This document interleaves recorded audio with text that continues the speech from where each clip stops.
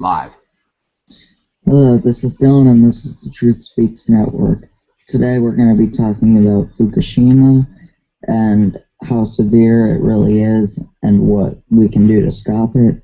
I'm joined by James from NWO Truth Radio. Thank you very much, sir, for having me. I am glad and gracious to be here and grateful. And joined by Chuck, who was here last show from the Ocelli. Yes, sir, Mr. Chuck Ocelli. Yes, how are you guys? Yeah, I do a show called The Ocelli Effect. That's on ucy.tv, and you can find it there, and archives and all that good stuff live a couple of times a week. But today, yeah, I'm glad that you invited me on, Dylan, so we can discuss, radiation, Fukushima, and this god-awful thing that is happening to our planet, sir.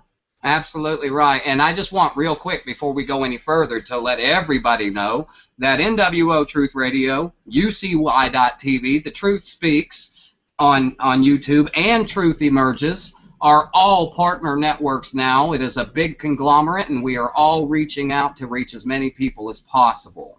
You will find us simulcasted at least twice a week with any number of these networks. So make sure if you're listening to The Truth Speaks that you check out UCY.TV, Truth Emerges on Blog Talk Radio, and NWO Truth Radio on BTR as well.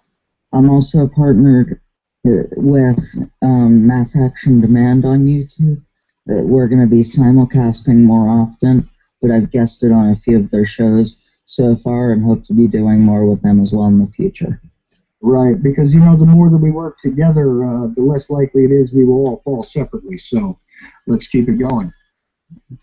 Absolutely. You ready? Absolutely, brother. You start us off. Ask anything you want to ask. Well, I wanted to ask about the severity of it. Will it be the end of humanity? Well, let me begin this because I want to put that in context, because it sounds like a very, doomsayer, doom and gloom sort of scenario which is being presented, and a lot of people like to minimize it. Now, I don't like to minimize it in the least, because to me, the scourge of radiation which we have unleashed upon the planet at this point in time is only now becoming to, beginning to come into focus with a lot of people. And the thing is this. I don't say that Fukushima is not the major event, but let us not forget that there was plenty of irresponsibility to be had long before Fukushima. There was the open-air testing. There was the underground testing. There was, despite treaties and despite the political posturing of many governments, there was plenty of accidents. There was plenty of intentional testing on human populations and areas. And a lot of this, despite the well-compartmentalized operations of things like the Manhattan Project, have been extremely overlooked by individuals over time, forgotten, and left alone. I mean, it is not very often that we are discussing things like Chernobyl at this point. People bring up the very minor but still significant episode at 3 Mile Island and things like this. But I guarantee you that almost anywhere you are sitting within the sound of my voice, if you are in the civilized world, you are not far from a nuclear testing site. And you must take into consideration the amount of damage and the length by which this type of poison continues to exist on this planet, nearly in every single spot on the globe. So I really wanted to make sure I got that in there before we get into this absolute horror which has occurred on the island nation of Japan. James, you have anything you want to add to that? Brother, you're absolutely right, because it all, a lot of hyperbole gets thrown around when you talk about Fukushima. Is this the end? Now, could it be the end? It very well could. Left untreated for 10 years, which it's already been, 3.5? Mm-hmm. Just over 3, yep. Yeah, right at 3.5. And what is the best estimate of how much is leaking? 300 metric tons a day of nuclear radiated isotopes washing into the largest body of water on the planet. Yes, very well could be the end. Do I believe it's the end? No, I do not believe it's the end. Do I believe that it's going to cause major damage over the next 25 years, even if capped off and shot into space right now? You bet your sweet bottom. It's already caused many, many problems in the world. It's just, at this point, how do we minimize it? Well, this is the difficult task because we are still looking at the attempts to minimize things like Chernobyl. The ability to cap it, to cover it over with many, many metric tons of cement and sand and things like this have done nothing but added a Band-Aid to a still bleeding wound. And this is a reality that although it's not being focused on by a lot of people, is definitely educational for those of us who are considering the Fukushima problem. Now, mind you, in Chernobyl, we're not watching the contamination of the largest body of water on the planet, but we are still looking at the radiation which is circling the globe, which is absolutely added to the background radiation of the northern hemisphere of the planet, all by itself. And by anyone's estimate, the Chernobyl accident is on a much smaller scale than the attempts to even deal with this Fukushima problem, because after all, when James is talking about water, which is being dumped into the ocean, that is just the attempts to cool off this stuff, okay? And 3 years later, it is still being done. Oh, absolutely. And I want to let everybody know that, yes, it's not the ideal situation to have this seawater breaking over and running in here. But I also want to let everyone know that if not for this seawater, this Daiichi nuclear factory would get so hot that it would literally ignite the air into a blue flame that would be able to be seen from outer space had the water not be pumping in here. Now, do I believe it needs to be pumped back into the ocean? No, but at this point in time, can you even get close enough to do anything about it? I doubt it real seriously. Well, can I bring up a point that I think will be important in the future of this disaster? Absolutely. Sure. I think Japan will end up underwater in the next 10 years because of this disaster. Well, that's a kind of a different consideration. I mean, whether it's underwater or not, the amount of poison that is being, constantly pumped into the biosphere in general is nearly immeasurable. Right. Let's just consider one thing, okay? The reason why I think it's really good that James brings up the heat is this. We've all heard the term China syndrome before, right? Yes, sir. Well, here's the deal. The reason why they call it the China syndrome is because that if you had this problem, you could literally drop just a small piece of this stuff, onto the ground, and it would literally burn through the planet. Okay, so I don't think that people are understanding the magnitude here of the attempts, of the need for the attempts to try and cool this stuff down, because without it, we would have something where we don't know what's going to happen. I mean, if you imagine a massive amount of this stuff having reached the Earth's core, what will that do? To be honest with you, I don't even know the answer to that question because it has never actually gotten that far before, as far as I know. But this is what the idea is, and it is frightening enough that this stuff was ejected. I mean, if you want, go ahead and look it up on the internet. You can find film of the explosions themselves, which absolutely rained down this MOX debris everywhere, and absolutely added itself into the atmosphere as far as being able to be picked up by the winds, and added into the overall airflow of the planet. In addition to the seawater problem. So, I think that we really, quite honestly, don't even have our minds fully wrapped around exactly how deep this problem goes. And I don't think we're being told the truth because I believe in this case, for once anyway, that the truth, if it were really known, would be so terrifying that it may cause a serious alarm to rise up finally among people who have tried to ignore the fact that they're within close proximity of a nuclear plant, who have tried to ignore that all of these plants are built on fault lines. For God's sake, it seems nearly suicidal Oh, yes. The designs and the placement of these things as it is. Do you think they wanted something like this to happen? Oh, they yes. built it. They built it almost strategically for this kind of thing to happen. But not just that one. That's right. James. Yeah. You're right. That's all I was going to say is, yeah, you're absolutely right. You can pull them up. And just a little statistical information here for everybody. In the world, there are 441 nuclear power plants, okay? There are 436 of them that have some kind of problem, okay? Whether it be a cooling problem, a crack in their cement walls, not being able, I want to put this out there too, just over 10% of these nuclear power plants are built what is called above ground, okay? So when you have these problems, like you said, with the China syndrome, let's put it out there like this. Let's say this happens. Say it's happening now in Japan. And like you were saying, Chuck, this stuff gets into the core of the earth, into the magma, okay? Now you have volcanoes all around the Ring of Fire spewing right now.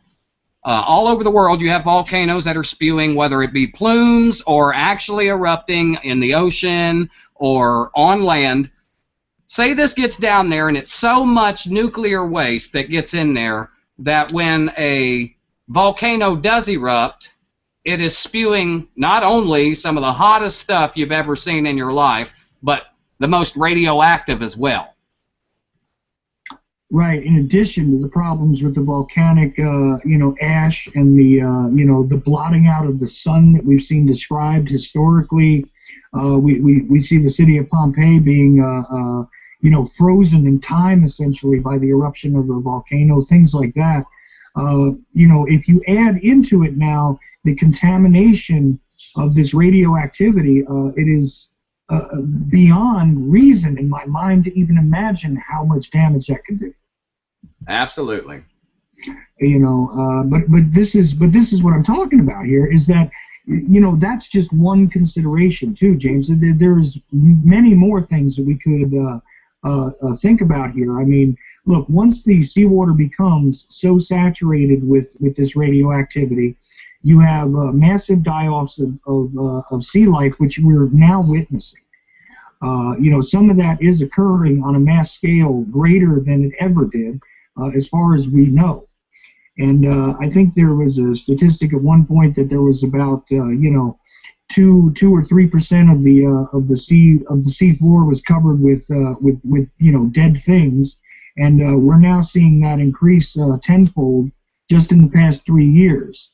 And the immensity of the ocean itself, and the fact that this is just one place where it's being poisoned from on a daily basis with this stuff. Let's extrapolate 3 times more. So we go to 9 years from now. If things continue on their current trend, I mean, you're looking at the virtual death of more than 75% of the sea life. Absolutely correct, brother. You are so right on that. And you're right. 2 to 3% before Fukushima, somewhere in the 90 percentile. And let's not forget, if you go just off the shore of Japan into that radiated water that they say is absolutely fine, I want somebody to explain to me how you can have 1,800 nautical miles of dead sea. Now, when I say dead sea, I don't mean salt water that you float in. I mean that there are dead things. Things don't fly over the ocean in that area. You don't have seagulls. You don't have algae eaters. You don't have anything. Everything is dead for 1,800 nautical miles in both directions now from the accident, from the spill point. Mm-hmm. Exactly, and then the residual effect on that, of course, like you just brought up, is all of the birds and all of the creatures which would feed on those creatures which are now dead or contaminated if they are still alive, because there may be some minimal life here and there, but even if there is, they are so terribly poisoned, all they will succeed in doing, if they do live at all, is to kill other creatures which depend on them for sustenance. And here's a fact that a lot of people do not bring up. That includes us. Yes, sir. Okay, because many people throughout the planet do rely on fish as one of their staples in their diet. I mean, it's just without fish there is no survival. I mean, and you're absolutely right, Chuck, because if we can take one of the major fast food conglomerates that I will not give a free plug to, they have actually in Japan changed their menu.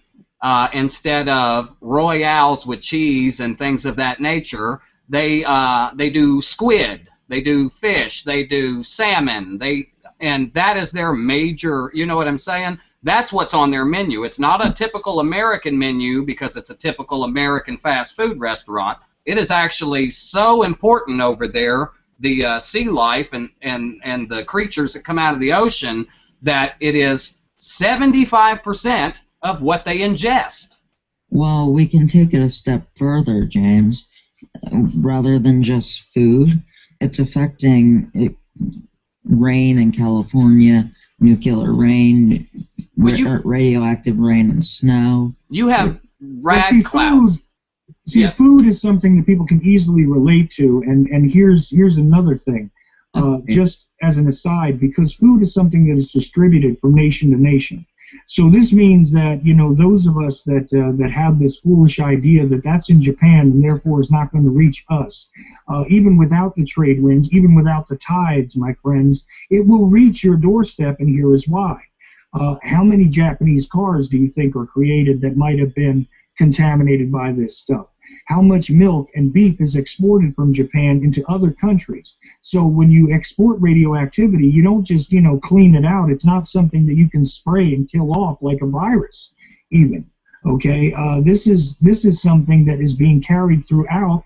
I don't think any of the exports from Japan have been halted or slowed down. A couple of nations have turned them away because they ran Geiger counters over the shipments. That's right. Why doesn't a country, any of them, stand and tell Japan you can't deny our help because this is going to affect everyone? Because from what I understand, Japan doesn't want help with it, and they keep turning people away. Well, that's an easy thing to figure out. If they ended up with international assistance on this on a grand scale, that means that many facts and many realities that are actually linked to this thing would begin to spread throughout the world as well. I mean, if we sent American teams there to support them and help them clean it up, and they were even mildly successful, it does mean that we would have American assets returning to our land and then trying to tell the media, listen, this is a whole lot worse than you people are saying. Absolutely. And if that story gets out, then there will be no more imports of milk and cars and beef and everything else because people will be terrified by the stories they will hear. Well, I can almost guarantee it. Well, I drink milk 3 meals a day, so I'm kind of screwed on and that department. Let's go a step further. You're talking about the milk, okay? Mm-hmm. No problem. Let's talk about the milk. Not even the imported things. Let's talk about, like you were saying, the rad clouds and the trade winds that pull this radiation across the ocean around the world. The EPA has raised the levels in the last 3 years over 15 times on the acceptable amounts of radiation that are allowed in milk. Now, what that means is your dairy cows are eating poison grass, which radiates the milk. There are farmers in the United States that have to pour out thousands of gallons of milk, and they can't pour it out on their land because it's radioactive. They'll be fined by, well, let's just say the government for poisoning the ground. Okay, now they have to find a place, and you wonder why milk is as much as a gallon of gasoline is because the EPA cannot keep up with how much radiation is actually traveling over here to raise the levels in time for people to be able to drink or to be comforted that everything is okay. I have an idea for the EPA. Maybe they start doing something instead of trying to tell us everything's okay. That would just be great. Oh, well, they are doing something. They're raising the levels. That way you feel safe. Do something that actually helps. Oh, no, we can't do that. Well, that might actually require some innovation and a little bit more than just ruling by decree. So I don't expect that they're going to change their policies anytime. Although I do expect that they'll probably raise the numbers a few more times before the majority of the public starts to figure out the shell game. I'm thinking that. It's a miracle that they haven't. It really is. Well, as James just said, they've done it 15 times in the past 3 years, coincidentally, since the Fukushima event. And Yeah, what does that tell you? But I'm sure that's just a coincidence. Mm-hmm. Well, it's as much. I'm pretty sure, and you know what? I may be incorrect on this, but I'm pretty sure the raises in the levels outmatch that which was done in the previous 2 decades. Oh, yes, sir. Yes, sir. It's went from 3 to I do believe it's 23 now. It used to be between 2 and 3 background radiation was acceptable. The last time I checked was 17 to 18, but it's went up since then. Right, and in perspective, we're in the northern hemisphere, which is the same hemisphere that Chernobyl is in. The increase to 3 was from a fractional amount prior to that, and that increase is still no match for that 23 that we're up to now in the past 3 years. Absolutely correct. And I have a few numbers here. Kevin Blanche is a Fukushima genius. He had leukemia. He got it from the background radiation in foods and such, but he beat it.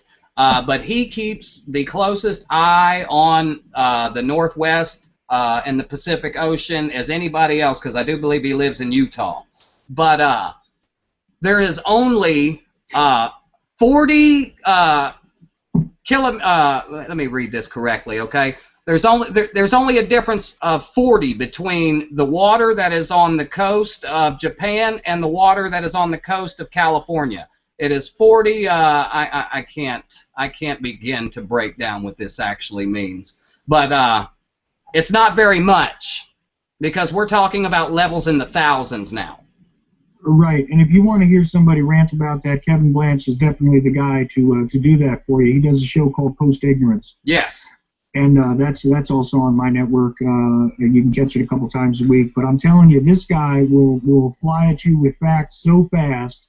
I have to go back and listen to his show a couple of times just to make sure I got the numbers correct. Absolutely. Is he around currently?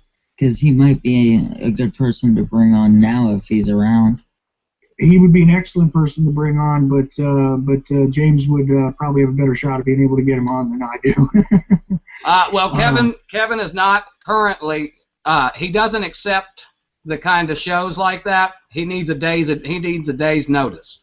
When I had him on my show, I got lucky enough to get up with him the night before, and because he's always moving and running and shaking, he doesn't take kindly to impromptu shows. And right. If you know Kevin Blanche, which I don't, he is a very upfront, no-nonsense person. He has no problem telling you that you're wrong and where to stick it. Exactly. If you go to the UCY radio page, you just click on the post-ignorance banner, and you can take a listen to some of his archives on that page there. So he probably pisses a lot of people off. Oh, yes, sir. Yes, he does. Go ahead, James. He's coming on eventually, because I like people that make my guests angry, because that starts a debate usually. And I tell you what I'll do for you. I will get up with Kevin tonight and see when his next open day is, and see if we can go ahead and get him lined up for you. Yeah, awesome. That would be great. And believe it, I would appreciate the same thing, James, because I've had trouble getting him to come on to my show, too, and I'm on the same network as he is. I will do it, brother. Like I said, I was actually introduced to him through a friend. I have his personal phone number. I can call him. What I'll do is I'll give him a little bit of time after we get off this show. I will call him and let him know. Yeah, he's been battling this since June 2011. He is... So around the time of Fukushima. Yeah, he is a warrior, to say the very least. The man went through leukemia, all the chemotherapy, losing his hair, and it only made him meaner. And when he lived, was the worst mistake anybody could have done, was letting that man live, because now He'd just cut your head off. He's Just cut it right off. Oh yeah, every single show. I'm telling you, take a listen to those archives. You'll Yes, hear sir. It. Yes, you will. He's on the warpath. Oh, yes. Awesome. Every single day, brother. Every single day that I've ever heard him speak. I'm awesome. I want to bring him on now even more. But yes, this thing isn't something that we can keep turning our head to. You can't say, oh, well, you know, every 5 or 6 months it comes on TV, or you catch something on our new media where somebody's saying, oh, yeah, reminder, Fukushima's still leaking. The problem with us as a society in this world is everything is now. Well, if we can't fix it now, then forget it. And this is a big problem because, as I stated at the very beginning of this program, this is a cumulative problem. For those of you who don't understand what I mean by that, this stuff is adding on top of itself as we go along, okay? Fukushima is a huge event. But again, when put into context, the scourge which has been unleashed on this planet is far beyond the comprehension of any listener that I've ever run across. That's for sure. And I think even maybe I am minimizing it when I'm talking about it here, because it is one of those things that, since it cannot be seen, it cannot be filmed right away, you can see the effects of it, you don't see it actually happening as it happens. It does seem to be one of those things that ends up being ignored, partially because it is a truly reasonable thing to be afraid of, first of all, but the second thing is that it is far too complex an issue for the meat puppets that they put up on the television to sit there and read lines for you. Okay? They need to be able to read the lines for pilots and missing planes and. Yeah, and whatever Beyonce and Jay-Z's relatives are doing in an elevator somewhere, this kind of nonsense is perfectly fine because it's lightweight. This is not a lightweight issue. This is not something that is not going to affect anyone who hears what I'm saying as I speak it. I guarantee you that this is the type of thing which has been affecting us, first of all, even prior to 3 years ago, but now is getting way, way worse. You're absolutely right. It's amazing that we could see a situation worse than some of the biggest disasters in history. Let me put this in a scale where our listeners can understand. I'm sure a lot of people out there remember what was it, in the early 90s, late 80s, early 90s, when California was struck by that monster earthquake that rocked, completely shut down the entire way of travel, tore down buildings. It was the whole reason that when they rebuilt with earthquake stabilizers in their buildings. Right. Most famously, you can find an earthquake during baseball playoffs, I think, probably still on YouTube. You can watch the stadium shake during it. Absolutely. And you're right. It happened in such a flash. It happened that fast. And that was an earthquake that affected and killed a whole bunch of people. Now we had an earthquake, we had a tidal wave, lots of people died. That is nothing compared. There is nothing on this planet, and mark my words when I say this, ladies and gentlemen, there is nothing on this planet that takes precedent over fixing what is wrong in Japan. Can we talk a little bit about how it exactly came about in reality, not how they say it came about? Well, I believe it was HAARP. I believe it was a targeted, and the reason why I believe this is because Japan has been the only nation on the planet that would hold a World Tribunal Court to punish war criminals such as George W. and Dick Cheney. And when they decided that they were going to hold this World Tribunal Court and find these people guilty of crimes against humanity, the United States took it quite personally and made them a targeted place, targeted for this exact thing. I believe that HAARP was used to influence the tectonic plates, and it was based just enough out into the water where it would cause a tidal wave. there are lots of earthquakes all the time, and a Can lot you of them explain, happen in the water. What's wrong with this one too? Well, a lot of earthquakes happen in the water, but they always have an epicenter. And this one here, and there's a lot of different beliefs on this, but from the very beginning, it was said that this earthquake was either the very first earthquake that is an anomaly that didn't have an epicenter, or it was a man-made earthquake. And not only that, but after many decades of studying plate tectonics, most scientific individuals who are aware of these geological phenomena also agreed that there was virtually no warning, which is a really bizarre sort of circumstance, because one thing that they have learned over time is to measure the amount of like, say, possibility. Let me see if I can sort of break this down in simple language. When you're dealing with plates that either rub together or one jumps over the other or something like this, there's an amount of tension which can be measured in the areas. And believe it or not, there are plenty of satellites and various other types of meters that are being used to study this phenomenon 24 hours a day, 7 days a week, year-round, and globally.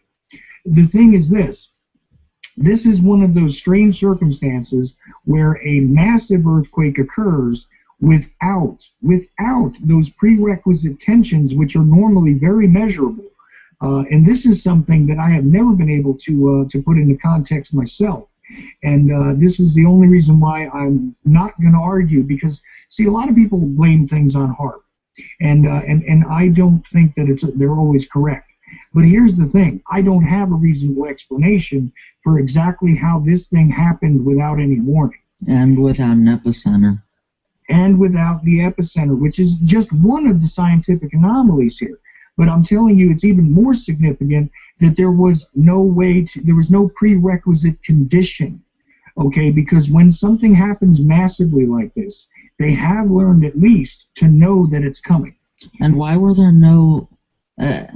this is going to sound like I'm saying the exact same thing you're saying, but why was there no warning for the tsunami that would ensue after? There should have at the very least, been some evacuation, because there was a possibility of a tsunami. Well, if you don't know that the fuse is going to be lit on a stick of dynamite, then you might not expect that the dynamite's going to pop on you. Well, because that's really, it's a cause and effect problem. But doesn't the tsunami come after the earthquake? Not to... But why would you expect a tsunami if you don't expect the earthquake which caused it? Right, but if Correct. the earthquake already happens, then why was there... If the earthquake occurs, and then the tsunami occurs... Oh, yeah, but this is not a great deal of time in between, Dylan. Right, that's why I said it was put out there so perfectly placed that they didn't even have time to figure out if there was going to be an aftershock before they were hit by this tsunami. See, it was perfectly placed about 270 miles right off the coast. Right, and this is the point I'm trying to make, is that it was completely unexpected. So all of a sudden, whoa, wait, what's that? The wave is coming in right afterwards. I mean, if you take a look at the amount of time between when that earthquake occurred and you put it into context as far as, realistically speaking, I mean, if an earthquake occurred, 200 miles off the coast of where I'm sitting right now, and a tidal wave was formed from it, I would have time to feel the shake, go, what the hell was that? And then I would probably be swimming. There is not much time in between. I mean, I'm telling you, it's. Yeah, didn't they say it was 17 minutes or something? I mean, it was something, just so fast. But even if we say that there was an hour in between, Dylan, think about this. If you just felt your house shake right now, okay, and you said, well, gee, that's a strange thing. What was that? I wonder if a big truck rumbled by or whatever else. Believe me, there were plenty of people just sitting there wondering what happened when that wave hit. That's right. You go into shock after something like that. That wasn't a small earthquake either. Oh, yeah. I'm talking about a minimal thing, but I mean on a major scale, right. All of a sudden the whole world is shaking, the streets are cracking and everything else, your first priority is going to be to stabilize and safety yourself and, your family or whatever else, and try to make sure you don't fall into a hole in the ground or something else. Mm-hmm. After that, you might ask what the hell just happened to you.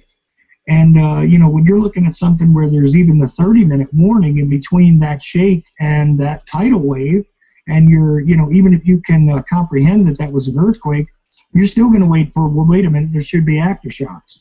There should be something else, and so it's rather, it's almost impossible for a population to brace themselves and prepare. This is why the study of those prerequisite conditions was necessary. And yet, geologists have no explanation for why those prerequisite conditions were not there to begin with. So this is why I don't argue with James's contention about HAARP, because I don't have a reasonable explanation for the damn thing to begin with. Exactly. Just like with volcanoes. Volcanoes give off tremors, sometimes even months before they're ever ready to pop. Even the first plume, you have tectonic vibrations that are, like you said, are the warning signs, are the eye-openers. Okay, hey, look, we've had an unusual amount of seismic activity. Even if you can't feel it, they have machines that do. They have machines that sit in the ground, and they can feel the slightest of slightest vibrations. This never came to our attention. It never came to the attention of Japan or anybody in the Geological Society. This was one of those things that went from, okay, we're talking, boom, there it is. And another thing to bring up here, because James and I are focusing on the seismic activity, but there is more to this. Okay, there is the measure of temperature, there is the measure of atmospheric pressure, there is the measure of the tidal shifts that occur before that quake happened. There's all these different things that occur, especially when you have a deep sea sort of event with the plates. And none of these things was ever brought to light. I mean, a couple of people tried to say, well, we should have known it was going to happen, but nobody knew this. Believe me, if they had an idea that that was going to happen, they would have justified their own budgets and everything else for the next 10 years just by being able to warn the public. And so believe me, the scientific community does not have a logical and reasonable explanation as to how they could have possibly missed an event of this size. So I do believe that there are some serious unanswered questions, and when one considers the power of something like HAARP, when one considers the power of some of these other energy weapons and things that are still under development, that are still shrouded in secrecy at this point, I got to tell you that it does seem a whole lot more reasonable that a rather sudden and not so organic event caused this entire thing to jump off. Absolutely right, brother. And when you're talking about being around these death machines, as a matter of fact, I want to quote Albert Einstein when he was talking about nuclear energy. He said, "Nuclear energy is one hell of a way to boil water." And and that's the whole thing of what they do. They stick these extremely hot rods that are radiated, that have been atom split, into water to make steam to turn turbine engines to generate power. Exactly. That is the really basic way to understand the operation of just about any of these nuclear power plants under the current technological situation.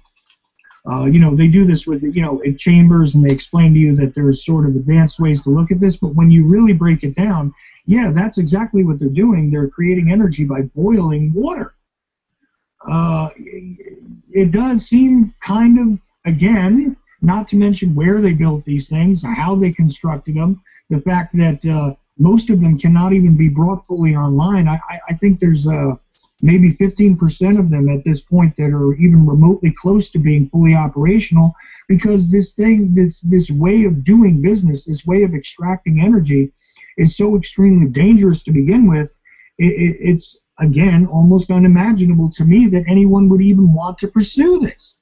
Yeah, well, that's why they cannot be insured. You have to take, the country that it's built in has to take responsibility to insure it, to maintain it, and to take care of all the cleanup in case anything happens. There's no plausible explanation you can give me for why there are 441 nuclear power plants on the planet, and 436 of them have something structurally wrong with them, where they are leaking some sort of poison into your atmosphere, into your ground, into your water table, and into the atmosphere? Well, right, and these are just, basic design flaws without even taking into account the natural disasters that could also affect these very highly unstable and dangerous apparatus. And here's the thing, it's not just a matter of boiling the water, but here's the other part of that, and that is that when you're done utilizing that water, what do you have left? Well, this is where that liquid radioactive waste comes from, because the water is contaminated. Now, what do we do with this? Well, recently I read a story about the Yucca Mountain development there in Nevada, where they had sunk all this money into and been collecting taxes now for, I believe it's 30 years, trying to fund the operation of this waste disposal site, and yet nothing has been done despite collecting 30 years worth of money. Where is this stuff going? It's going nowhere, because it is still somewhere on this planet. Okay, so therefore, if it is on this planet, you must realize that it has an effect on the rest of the planet. And as it grows, and as the waste grows, and as the accidents grow, there is no way to even comprehend where there would be an unradiated spot of Earth, in my mind. And you're absolutely correct, Chuck. I am the same way. Where can you put this stuff where it doesn't destroy anything? Answer: nowhere. Like you said, the Yucca Mountain, okay? Crumbling underneath where this radiation is. The sides of the mountain are actually crumbling and falling apart. Because why? Radiation is death to all things on this planet, whether it be rock, tree, water, people, anything. It destroys. Its main goal is to destroy what it comes in contact with. Right, and we have yet to build anything, and that is the poison to the organic. We have yet to build anything that can contain this stuff for even 100 years, okay? And meanwhile, even the lightest sort of forms of radioactive waste seem to have a shelf life, they say, or a half life, I should say, of 500,000 years, they say. Okay, so in other words, they can't even comprehend that this stuff would be safe to unearth at any point in time within the recorded history of mankind. Okay, so that means that there is virtually no end to the destructive character of this material that we are creating on a daily basis, not to mention the water that's being dumped into the Pacific Ocean. Let's just think about the stuff when these things are operating safely. Where is it going? It's not leaving the planet, so we're living here with it. Absolutely. And we can take that a step further, Chuck. Let's say all of the small Fukushimas that are sitting in the docks, all of our decommissioned nuclear submarines and aircraft carriers and battleships that run on nuclear power. What people don't understand, yes, nuclear means it will eventually die. It does have a half-life of, sometimes it's 1 million years, sometimes it's 17,000 years. But all of these things, once you start a nuclear reactor, you can guarantee that you have got to maintain it for the entirety of your entire existence. Not saying, okay, well, the United States is no longer a country, so now we're not going to maintain these things. They become small nuclear bombs. They are nuclear reactors that have to be maintained. What are we doing with these? We have small nuclear bombs set up all up and down the east and west coast of the United States. Mm-hmm. You got it. And in addition, you see how we keep adding on to this? In addition, you have just the the use of the depleted uranium, okay, now in weaponry, all right, which, if you want a good illustration of that, and I'm telling you, even though it is horrific to see and was a very serious shocker for me, there is a movie online you can find called Beyond Treason, and you can look at the adventures into utilizing, the depleted uranium just in Iraq, okay? Yes. This crap is poisoning the people using it. That means our men and women in uniform, okay? The populations which have to deal with it, the fact that we are spreading this crap around, and this is really the nuclear light of the situation, okay? The poisoning and destruction, the birth defects, the sterilization, the absolute, poisoning of the land over there in Iraq. And, look, people might say, well, it doesn't matter to me because it's over there. But they're using this stuff everywhere. Can I bring a fact up that I just found? Absolutely. Sure, certainly. A bunch of the Navy who were sent to clean it up are suing the U.S. government because they now have cancer and all these different defects. Yeah, well, like Chuck was saying, I don't want to offend anyone here. The mutated amount of children that are being born in Iraq is not something that's mainstream. But I promise you, you have babies being born over there with 3 legs, 2 heads, 1 arm, 7 fingers. These are things that happen that are directly linked to the use of depleted uranium as weaponry, as you said, Chuck.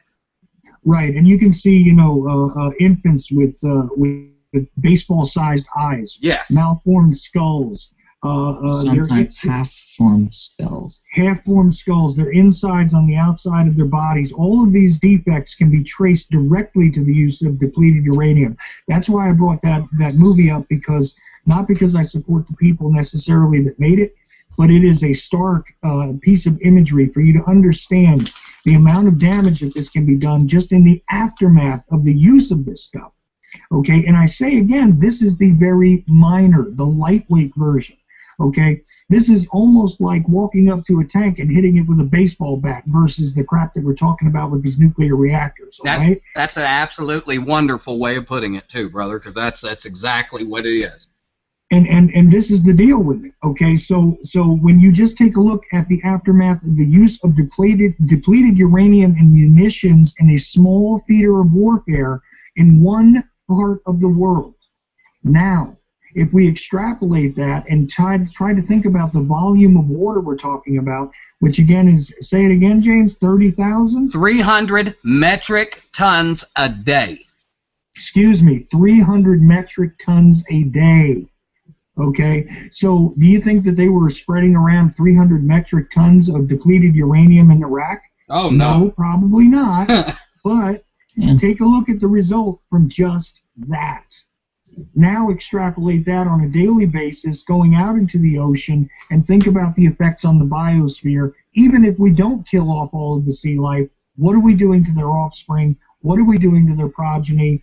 Are we going to eat this stuff or eventually eat an animal that's eaten it eventually eat something else? Yes, we are going to eat this. Yes. We are going to eat it. We are going to breathe it. We are going to drink it.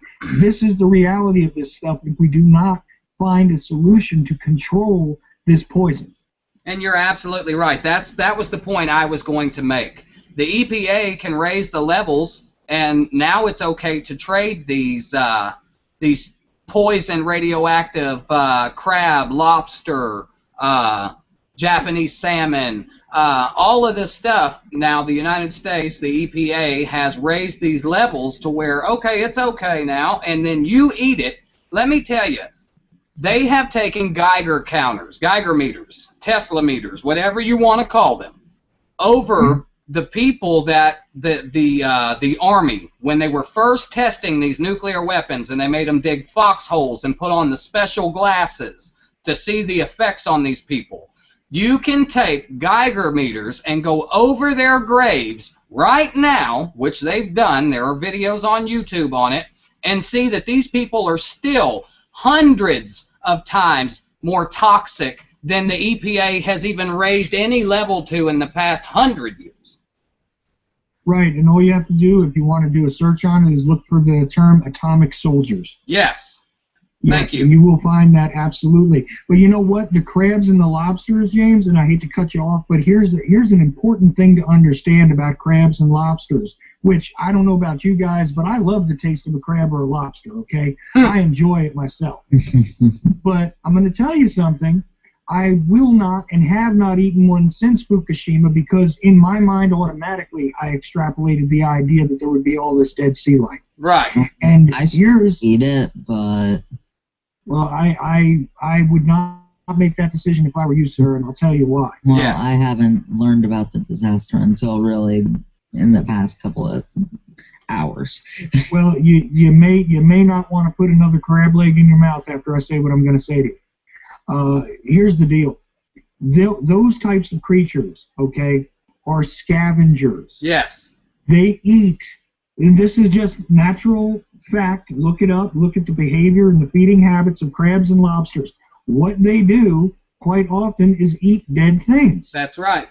Just like buzzards do above the ground and on land, okay? Bottom feeders. So they're bottom feeder. That's pretty much how the term bottom feeder came about, because people observed and understood the way that these things, fed. Part of the reason why the structure of the meat is the way it is and everything in the lobster. Fascinating subject, forget it. Here's the deal, though. If they're eating dead things, and they're now eating the dead stuff that came off of, the Fukushima killing the fish, what are they eating?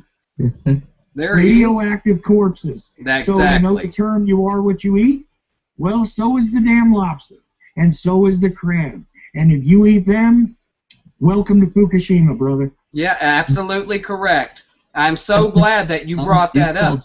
You killed seafood for me, thanks. No, brother. Chuck didn't kill it for you. Let's get it right. Harp killed it for you. And Japan has not helped anybody. TEPCO, like we were saying earlier, the reason that that Japan won't take the help is because if I invite you in and I can't control who you talk to, you may say something that I don't want put out there. Yeah, it's a very simple illustration. Let's just think about this for a minute, okay? Let's just say I have a problem domestically in my house because I've been nice enough to let somebody stay with me or something, and I can't get them out of my house. Now, I invite you or someone else over to help me to reason with this individual and everything else. If there is embarrassing things going on in my home, you could very well go out there and tell the rest of my neighbors what's happening. Exactly. You could very well go out there and tell the whole world what's going on in my house.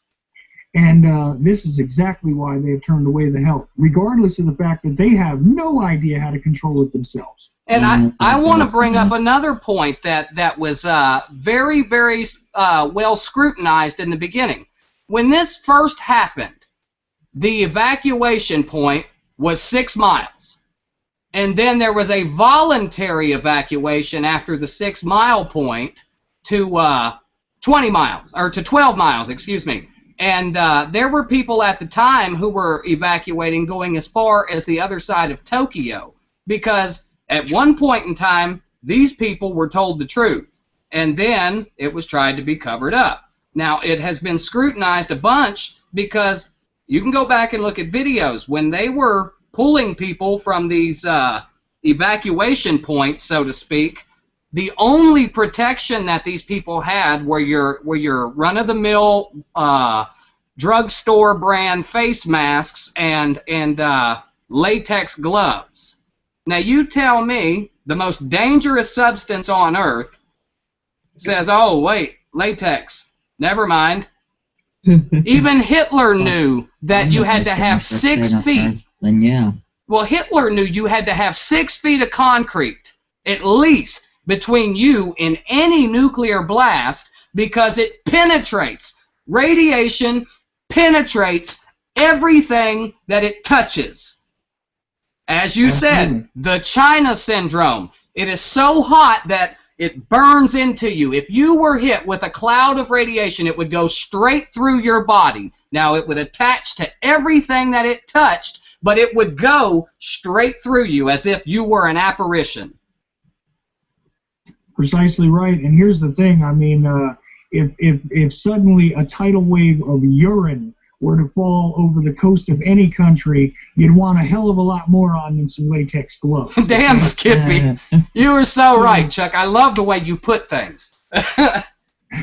Yeah, well, I have to do that because I can't seem to, I am able to internalize this, okay? Yes. I on some level. I'm able to, among like-minded people, get them to sort of internalize the magnitude.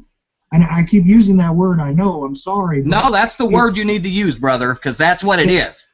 That's exactly where I was going. And I got to say that, despite all of that, which I can see, which I can get those who are like my mind to see, how many people out there around the, around the water cooler at your local store, grabbing cups of coffee or whatever else, how many people out there do you think have even know what the hell Fukushima is?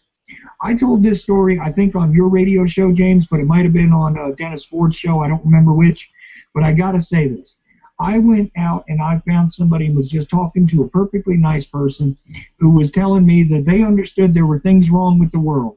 So just like we are, and I know you guys can identify with this, you say to yourself, well, there's stuff wrong with the world. Let me see exactly how far your understanding goes. Absolutely, sir. So you start to ask some questions, and you say, well, so what do you think about what's going on? Tell me what's wrong. You ask questions first because you're looking to see, you're hoping that maybe somebody there is as aware as you are. And they say, well, first of all, Obama. Okay. You say, okay, that's fine. That works for me, but... And we can start something from there. Can we go a little further? Do you realize that it was long screwed up before Barry got himself into that office? You do understand that, right?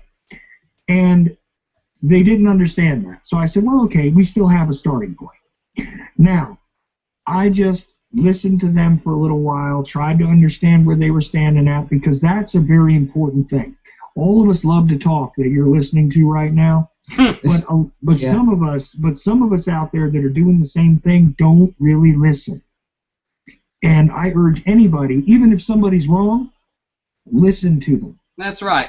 Because you can learn, even from one of the most ignorant people on the planet. If you take the time to truly listen to them, you might be able to learn. And if you can't learn about anything else, you can learn about exactly how ignorant people can be.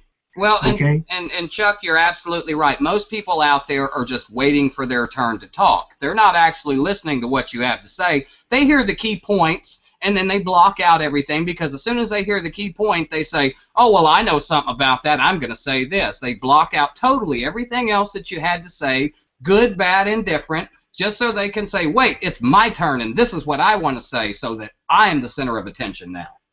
Exactly. But here's the capper to this story, okay? I said, well, okay, I listened to all this stuff, and I realized I had somebody who was very anti-Obama, but really ascribed way too much power to the man to think that he had, virtually destroyed the country in the past few years. Oh, he's added to the destruction, by the way, but but it definitely wasn't. It wasn't him who set the table at this particular meal. Okay. Now, when I did that. No, he just ate more. During certain courses, yes, but during other courses, no. No, there was way worse things going on even before that are just being allowed to continue. But that's my opinion, and that's a whole other thing. No, let's just be on that. But let's just try and put it all in context. I try to be fair about everything. The deal is this. I said, well, what do you think about Fukushima? With a straight face, I was confronted by a person who did not seem to be, somebody who couldn't tie their own shoelaces or anything. They said, is that a new rapper? Oh, my God. Listen to this, Chuck. Now, you'll love this, man. My 5-year-old daughter goes through the store when she sees people picking out fish sticks and popcorn shrimp. She walks straight up to them and she says, you're not supposed to eat that. And they'll say, well, why, little girl? And she'll say, because Fukushima's in there and you'll get cancer and you'll die. My 5-year-old knows. Well, right, but that's because your 5-year-old has listened. Oh, yeah, she's like a sponge at this age. But that's beautiful. Your 5-year-old, it doesn't matter if she's 5 or she's 50. She listened to what's happening.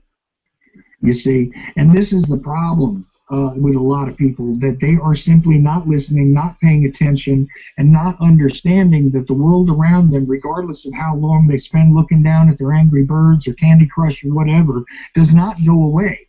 And this is my point about this stuff.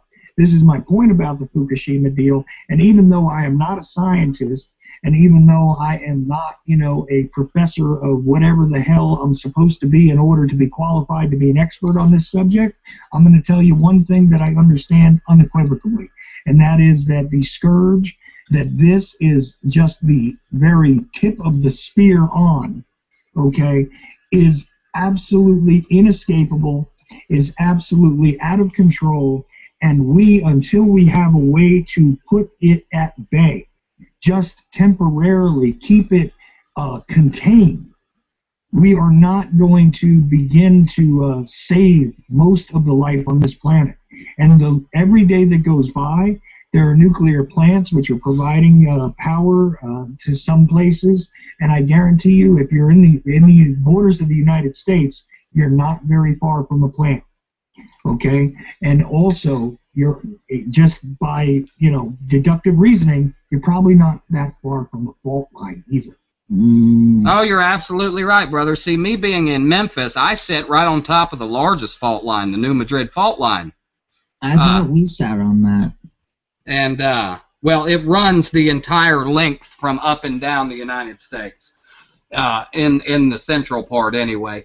It's actually larger than the San Andreas fault line, is well past its tipping point as far as earthquake readiness. As a matter of fact, the last earthquake that ran up and down the New Madrid fault line actually created what is known as Reelfoot Lake, and made the Mississippi River run backwards for 7 days, which is actually what caused the lake's appearance. And to this very day, you still have geologists who go out to Reelfoot Lake and use sonar, because there is a spot, there is a pole in the middle of the lake, that there is a spot, it has a sign there that says 2 feet from here, which is about, not exactly what it says, but it says on the other side of this pole, there is a spot in this lake where sonar does not come back.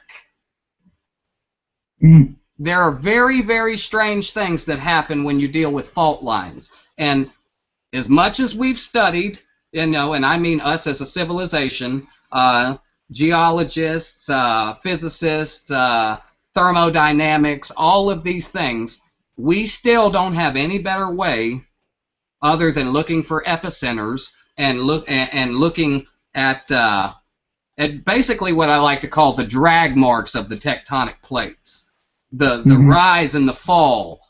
Most people don't seem to understand that even Mount Everest, every year Mount Everest either grows or it shrinks because of the tectonic plate movement. We have got to find out what makes these happen, number one, other than, HAARP.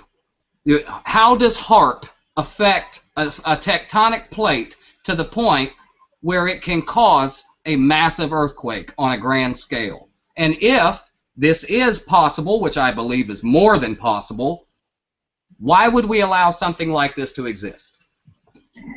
Absolutely, and here's the thing, considering that everyone who can hear the sounds of our voice is effectively sitting on a piece of crust, a piece of formerly, magmatized earth, which is floating on top of nothing but the hottest substance anyone can imagine outside of radioactivity. Right. Considering that, we are simply floating on these rafts, which happen to be, in motion on that particular glob of magma. It would be something that would be most advantageous to us as a people to understand better. And you know what else? What year was that quake that you're talking about, by the way, James? The earthquake was 1902, I think. It was either 1900 or 1902. Right. You know what? During that very same time period, there were a lot of during, say, I think about a 7-year period there were a bunch of quakes that occurred, and most famously everybody remembers, I think it was the San Francisco quake. Yes. Which occurred in what, '03? Yes. Okay. Well, the thing is this, though, is if you put it into context and you try and think to yourself that these things do cluster together, the fact that we were dealing with a Fukushima quake 3 years ago means that it is not very far off that we're going to see a whole lot more of these things, because they do, and any scientist will tell you that these things cluster together. And we have seen some more activities. We have seen a lot more areas of the Earth shaking in the most recent years than we had previously. There was if we're talking about these kinds of big ones, there was a 5.0 in San Francisco a couple months ago.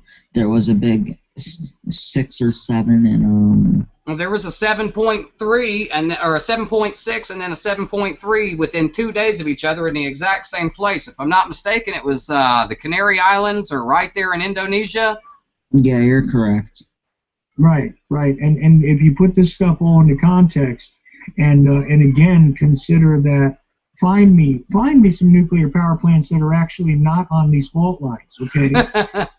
Yeah. Because I don't know where they are. I think there is, there's 400 and something of them in operation at this point, and I'm pretty sure it's something like 380 or 390 of them are directly on these fault lines. Right, exactly right. Directly on these fault lines, and the other ones are directly linked to the water. And it's all by design. They say, well, we need that water to cool these plants. They have new technology that they could replace all of these old isotopic rods that get just as hot, that don't need near the cooling, and are not near what I like to call the flash point of ignition. Can actually go without being cooled for 5 or 6 times longer than what we call our primitive advanced nuclear sites. Right, and think about this. Everything in the world has design updates as they learn. I think the last, new sort of technology, the last new designs are, about 40 years old at this point? Yes, exactly right. So why is it that they're not updating this stuff, considering the hazardous nature of it? Yeah, it's the most hazardous thing on the planet. I'm sorry, it is. Yeah, no, I can't disagree with you there. Like I said, there is no way to overstate the amount of danger that is potential in these things to begin with, but not only potential, but now a matter of public record. Yeah. Like I said, the 3 Mile Island event, which people do point to a lot, is almost insignificant compared to many, many events which have occurred because of shutdowns, because of catastrophic failures after hurricanes, because of catastrophic failures after plate tectonic events, yes, volcanic eruptions. All of these things disturb the operations of power plants.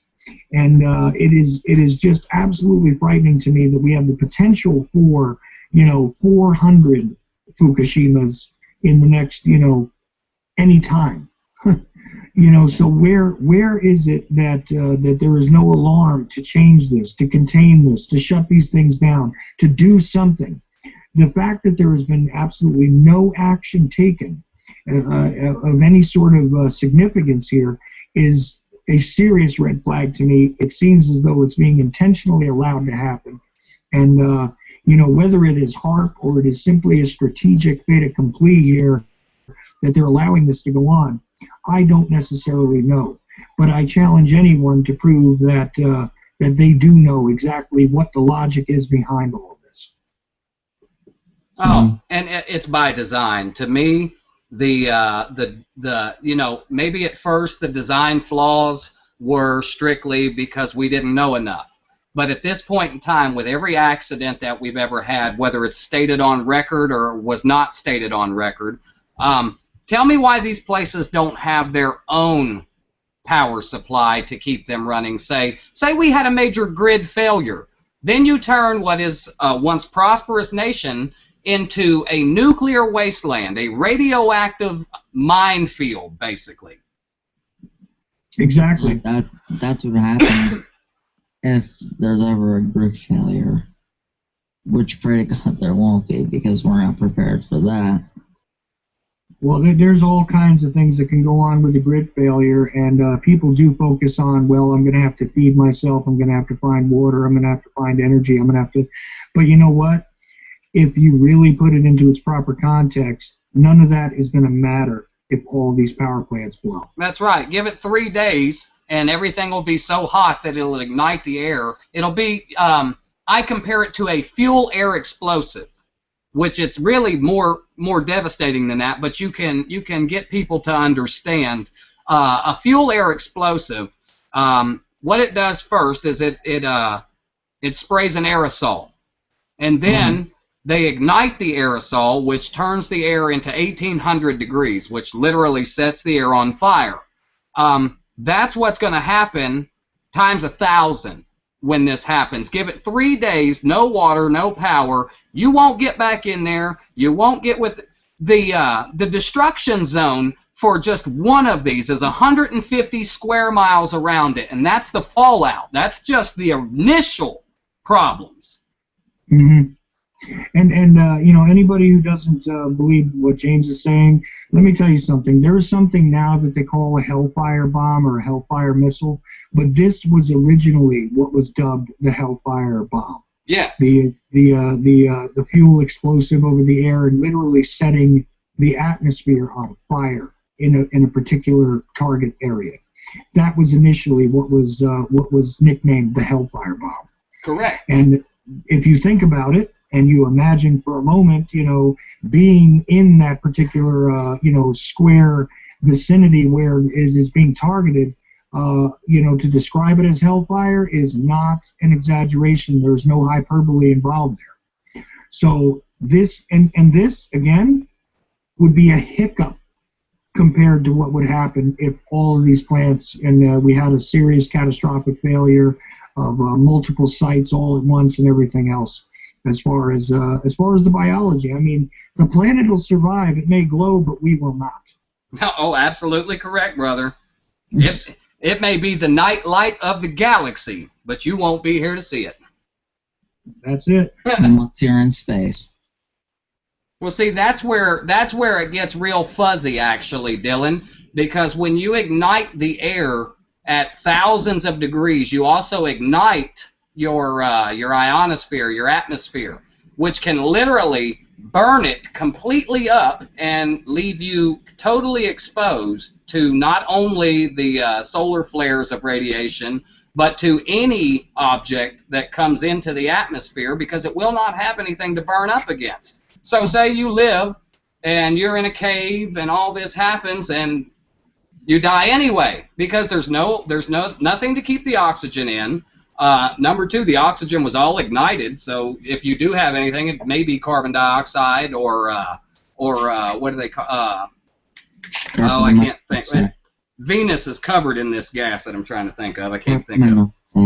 But regardless, when all of this happens, it's all going to happen pretty much at the same time, because all of these still run under the same laws of physics. If you don't cool them for so long, if they're not maintained for a certain amount of time, it's going to be like having 441 nuclear bombs go off, okay? Now, when I say that, let me get into the magnitude, okay?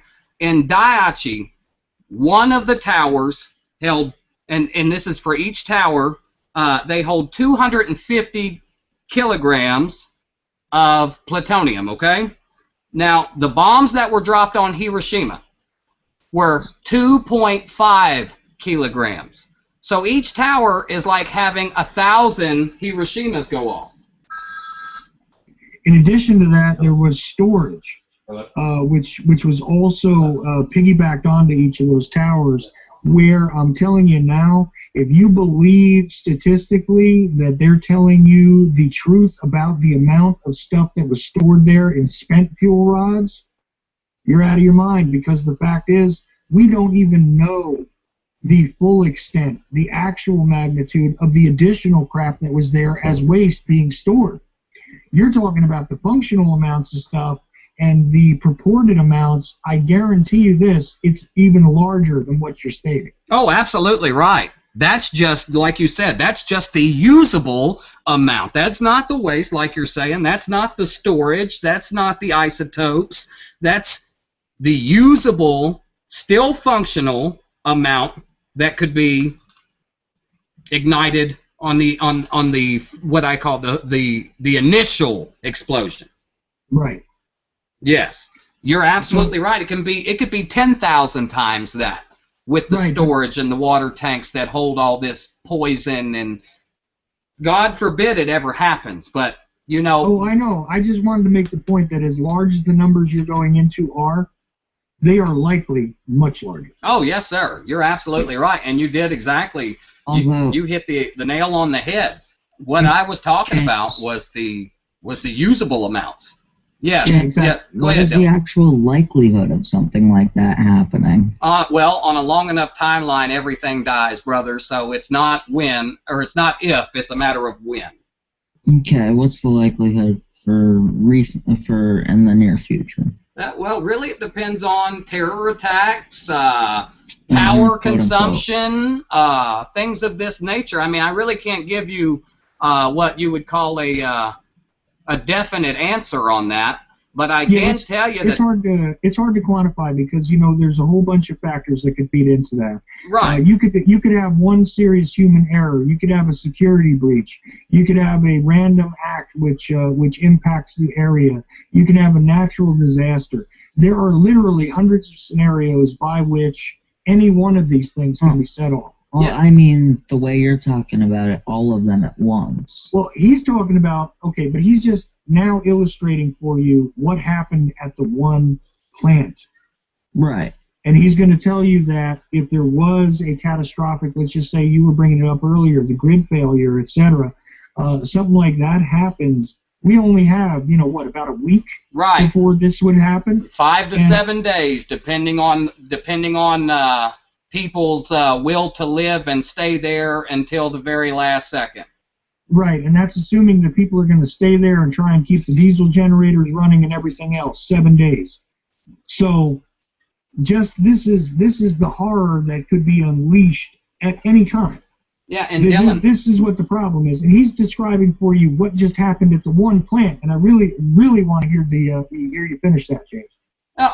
But you're right. One tower, one meltdown of usable stuff is 1,000 Hiroshima. Okay, Daiichi had 6. Now they only admitted to 5 of them actually having a serious problem. But once you have one of those that has a serious problem where you can't get close to it and you can't maintain the ones that are around it at that time, it is literally considered a suicide mission to stand over there and do the job that is needed to be done. If you had this happen on a global scale, let's just say, okay, for the sake of spitballing, let's say an asteroid comes from the sun like it did 7 years ago and hit Sachi. We don't see it until it's too late, till it's already about to hit us, and it hits something that takes us down as a society. We are looking, like Chuck and I just said, you're looking at approximately 7 days before the end of all creation. And that is all it would take. That is all it would take. And a catastrophic failure of the power grid, a chain reaction being caused by, let's just say we were actually under attack. Yes. If the mainland United States was thoroughly invaded and people wanted to seriously create chaos among the masses here, they would certainly take down the power grid. They would certainly take down communications. They would certainly cut the transportation lines to be able to get fuel in, because even when we're talking about these things running without the power grid, they would still require diesel fuel to continue to run. Absolutely. And as you were saying, it also requires technicians to remain on the ground in suicide missions.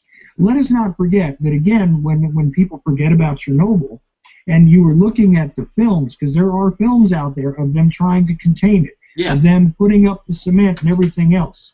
At one point, if you watch the entire film of that, which was released, and remember, this is being released by the Soviets, who did not really want this information out there, but even they allowed it to be released and allowed it to be understood that every single individual that you saw putting that cement into place, putting that sand into place, and attempting to simply contain that disaster was dead.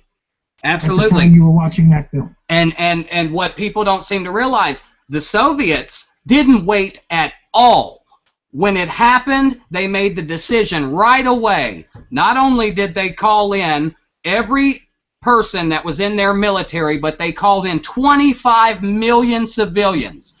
Now, you have to understand, when these kinds of things happen, you can only stand by it for 4 or 5 minutes without dying almost instantly. You have a line of 50 million people with buckets of sand and cement going and dumping this to contain it.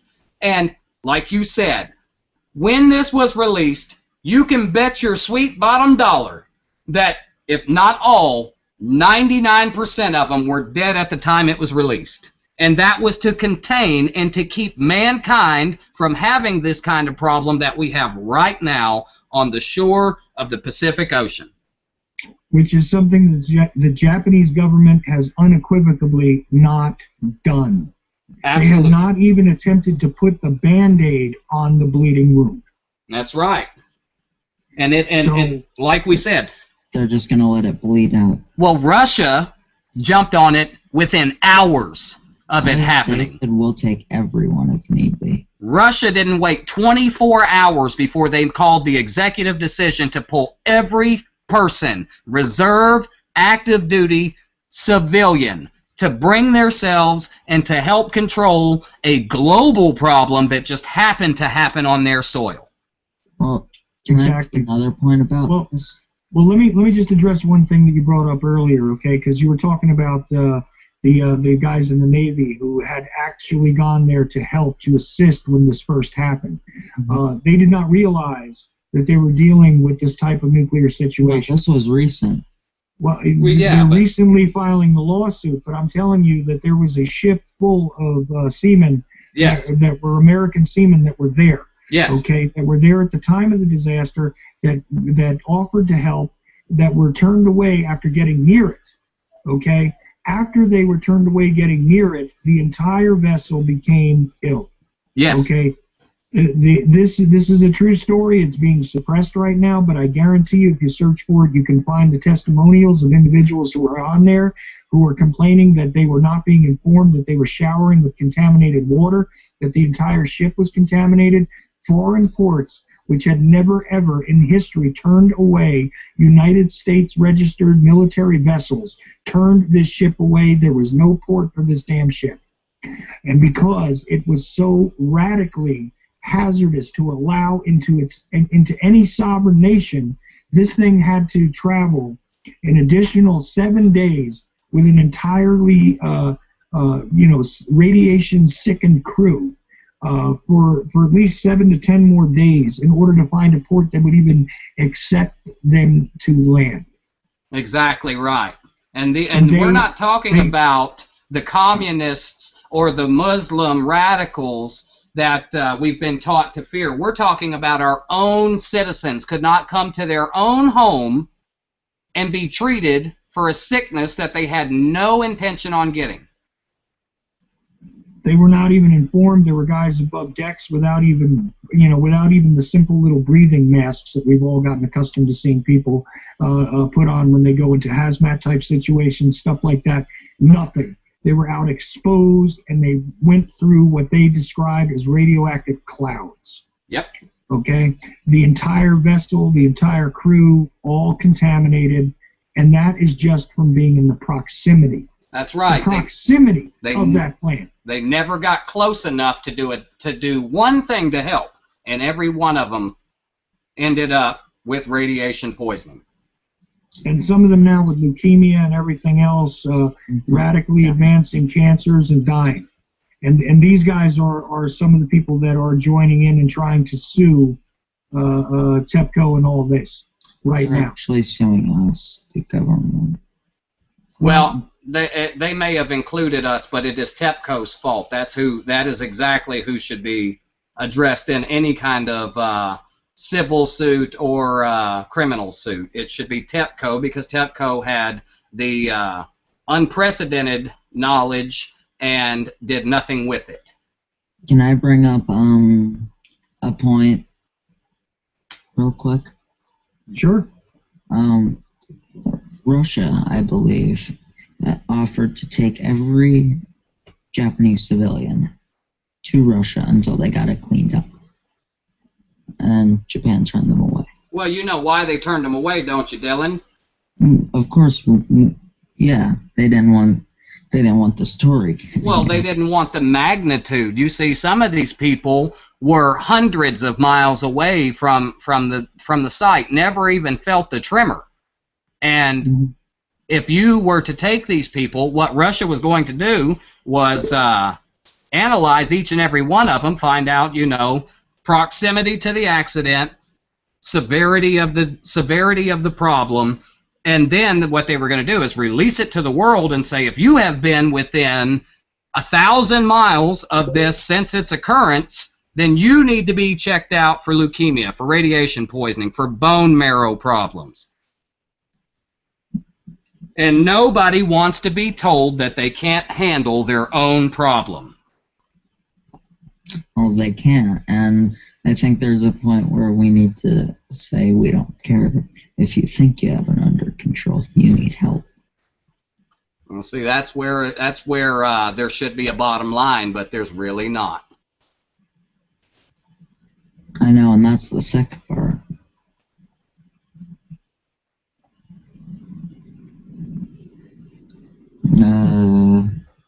You would think logically that say the EU or somebody else with a great many personnel to offer to the situation would simply insist on going in and helping, or that the Japanese government would take some sort of responsibility and figure it out for themselves quickly, but actually take some actions to contain the situation, which they claim they're doing.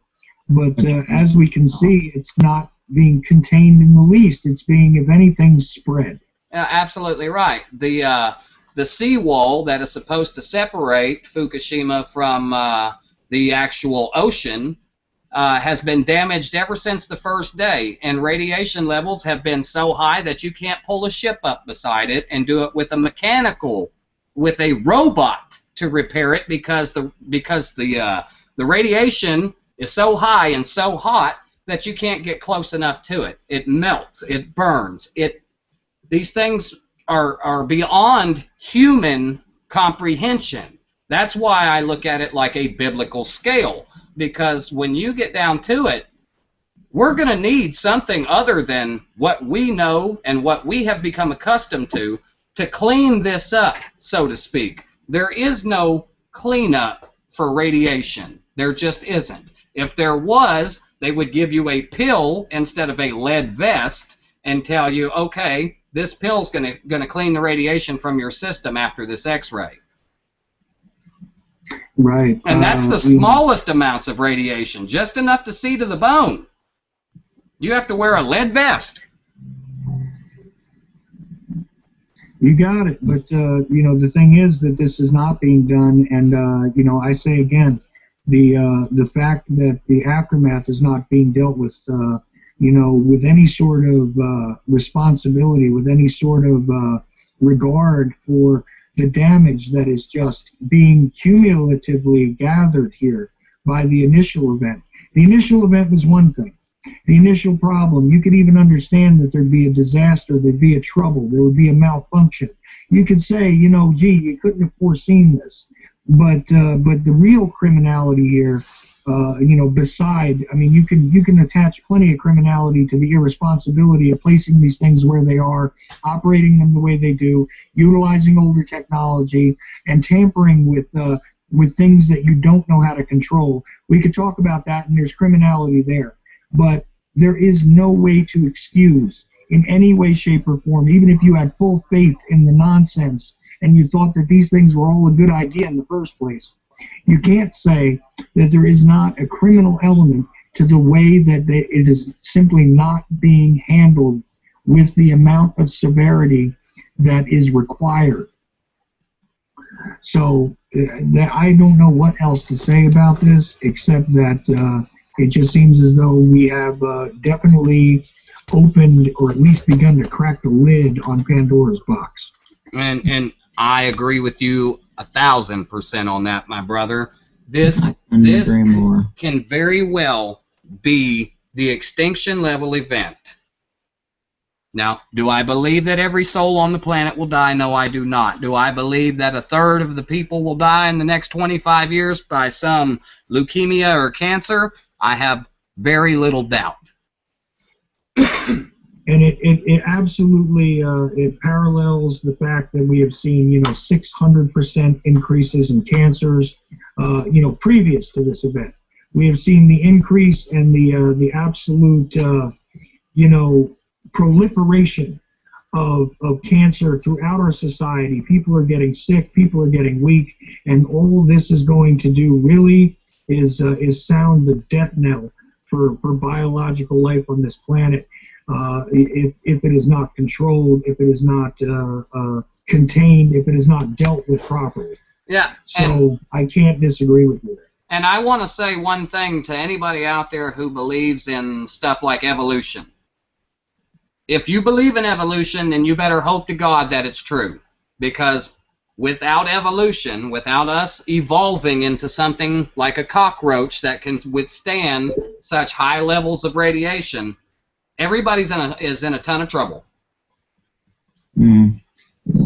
I know you don't believe it. I don't believe it. I'm not sure if Chuck does. But in this case, I think we all hope it's true. Well, that is only if you really want to be a toxic Avenger or something like that, I guess. But, yeah. Thank you. I believe this. I believe that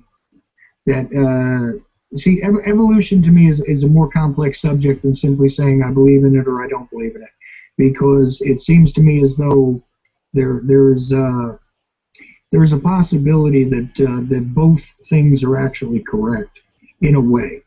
I see flaws on both sides of that argument, and I've never actually settled on it entirely myself. But you are correct, absolutely 1,000%, by saying that you better hope it is absolutely right, because without, in our current state as beings, as biological creatures, we better hope that not only do we evolve, but every other animal and plant life on this planet evolves, because if not, we'll become cannibals. Exactly. And cockroaches may survive, but that's probably not very good to eat. Yeah, I'm not really big on cockroach kebabs. No, me neither. That's where I was going.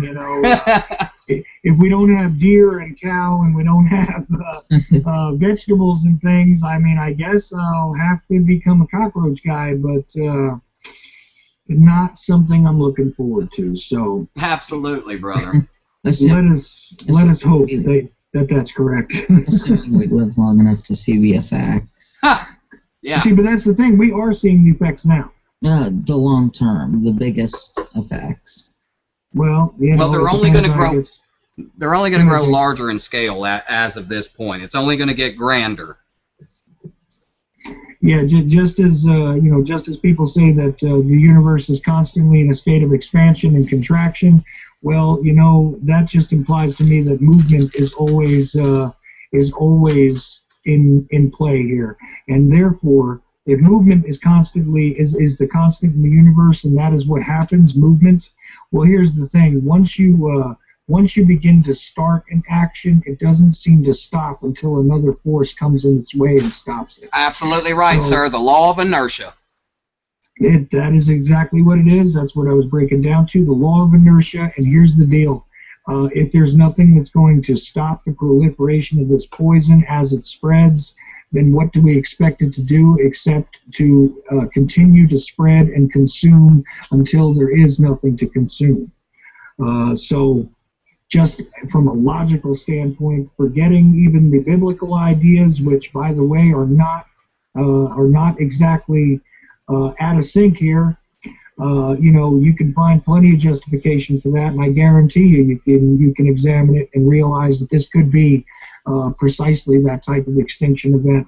From a biblical standpoint, from a scientific standpoint, from a human standpoint, gentlemen, what we know for sure is that we are all in a lot of trouble with this going on. Absolutely. Absolutely right, sir. You couldn't have said it any better. The trouble that we face is trouble that no other civilization or body of people have ever faced on this planet. And to turn the blind eye that we have turned for the last 3 years and some months is not only deplorable, but it's an abomination to humanity itself. And also it is what I would call suicide by complicity. Absolutely right, sir. So this is what the problem is, and if you're not thinking about Fukushima, I'm telling you right now, don't believe anything we just said. Look for yourself. Think for yourself. That's right. Understand what you're examining, and think about the magnitude of what you're examining. And you know what? If you do that, and you do that with an honest and open heart and mind, I bet you one thing. You'll think that we were telling you something here today that was way at a minimum compared to what the reality of it is. Mm-hmm. Absolutely. We're trying to break it down as best as possible, but I don't think the numbers Well, I'm going to be honest with you. I don't believe that anybody on the planet could break it down much better than we did, because for the simple fact, these are things that we have never seen happen before. If you have never seen a star explode, how are you going to tell me what's going to happen as it explodes?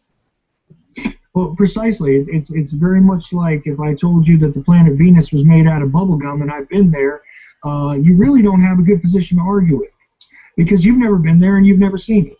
And this is exactly what we're facing as a species at this point, something that we have never dealt with, something we have never seen, and it is very possibly that extinction level event that regardless of what your dogmatic view is, there is no way to be hyperbolic in making that statement.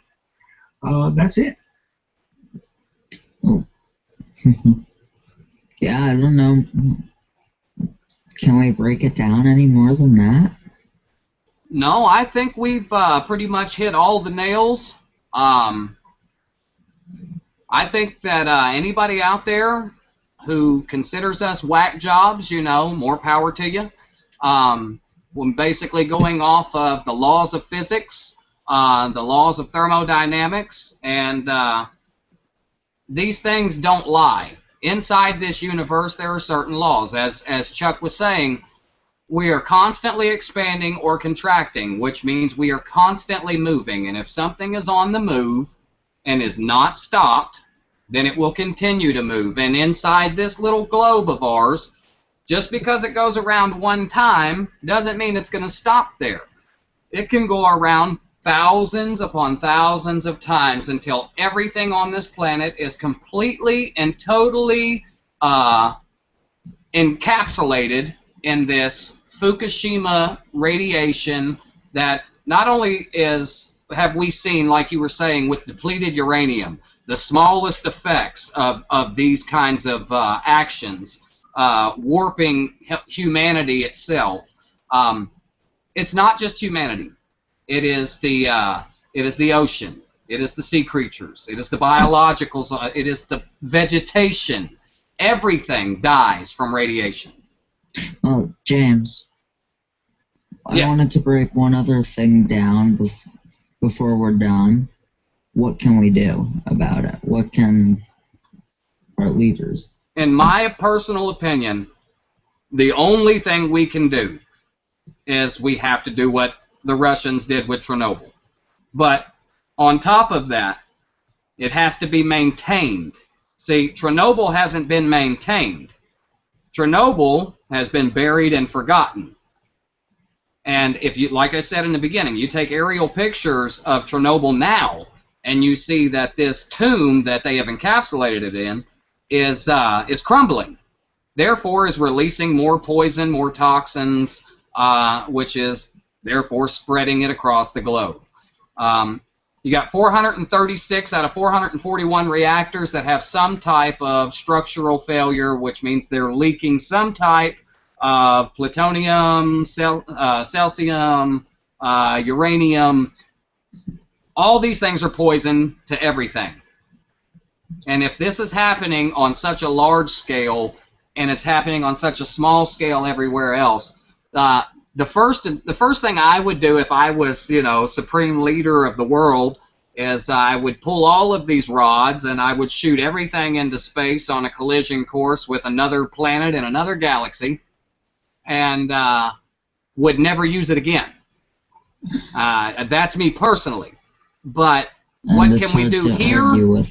We have to bury it. We have to maintain it. We have to make sure that we stop it from leaking into the ocean. There are plenty of things we can do that we refuse to do because it'll make us look bad as a society or make us look bad as a country. Get over yourself and realize that you have to take care of these problems. Yeah, there's no choice. Either get over your pride or you die like the rest of us. That's about it. And they refuse to do that.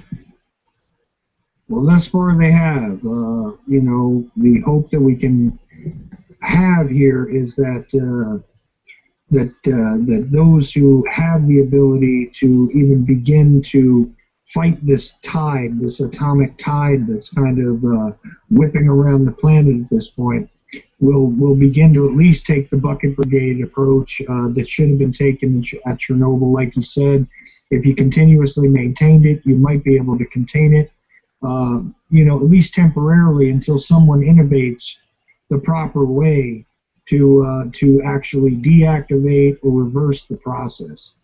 That is what the toughest thing is here, is that there is no reversal of this process. And it really clearly illustrates the irresponsibility of the scientific community and the corporate communities who have allowed themselves to profit off of what they knew very well was extremely dangerous and hazardous to all life. And without actually making that turn, without innovating, without seeking to do things in a different fashion, we still will not have these bombs diffused anytime soon. And that's the ultimate problem here. And there's really very little we can do. Is there anything that reverses the effects of radiation in your body? To at least avoid the inevitable? There are some ways to combat it. But for everything that poisons you on this planet, there is a remedy. But when we start combining and overwhelming organisms with poisons, it becomes virtually impossible to find those remedies. Yeah. Now, potassium chloride is a very good thyroid protectant from radiation. But anything in mass amounts becomes poison itself. So you have to find the line of where do you stop taking this to combat that before you hurt yourself from taking this. Yeah, absolutely. So that does assist with filling up the thyroid so that it can't take in the radioactive elements and things like that. But that still doesn't stop your skin from burning. Absolutely right, sir. That doesn't stop your kidneys from failing.